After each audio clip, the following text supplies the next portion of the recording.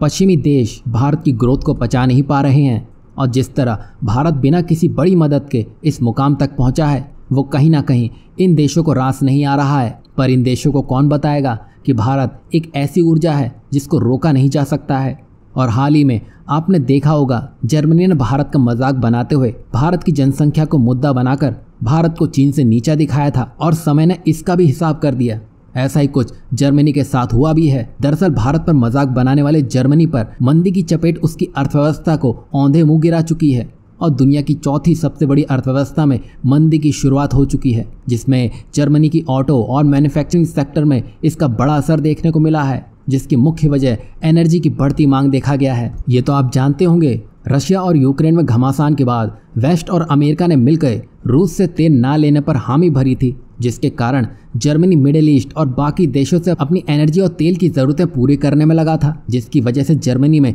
Inflation काफ़ी ऊपर पहुंच चुकी है। और यही वजह है कि जिससे इकोनॉमिक और इंडस्ट्रियल एक्टिविटी कम होती दिखी है, जिसका सीधा मतलब जर्मनी की हालत आने वाले समय में बिगड़ती दिखाई देगी, जो उसकी अर्थव्यवस्था के लिए बिल्कुल भी ठीक नहीं लग रहा है। क्योंकि यहाँ जर्मनी के ठीक पीछे भारत खड़ा है, क्योंकि हाल ही में भारतीय स्टेट बैंक यानी कि SBI ने एक रिपोर्ट के अनुसार भारतीय अर्थव्यवस्था वित्त वर्ष 2023 में 7% की वृद्धि को पार करने की राह पर है। और ऐसा ही कुछ RBI के गवर्नर की तरफ से भी कहा गया था। और अगर भारत इसी रफ्तार से आगे बढ़ता रहता है और जर्मनी ऐसे ही धक्के खाता रहता है तो भारत 2026 में जर्मनी को पीछे छोड़ते हुए दुनिया की चौथी सबसे बड़ी अर्थव्यवस्था बन सकता है। और ऐसा होने से दुनिया के जो इन्वेस्टर्स हैं उनका सारा ध्यान सिर्फ भारत पर ही होगा, क्योंकि भारत ने जिस तरह इतने कम समय में इतनी बड़ी छलांग लगाई है वो अच्छे अच्छे देशों को पानी पिला गई है। इससे भारत में नौकरियों के अवसर बनते दिखाई देंगे, मैन्युफैक्चरिंग क्षमता बढ़ेगी और भारत एक्सपोर्ट के मामले में बड़े रिकॉर्ड तोड़ने में लगा होगा।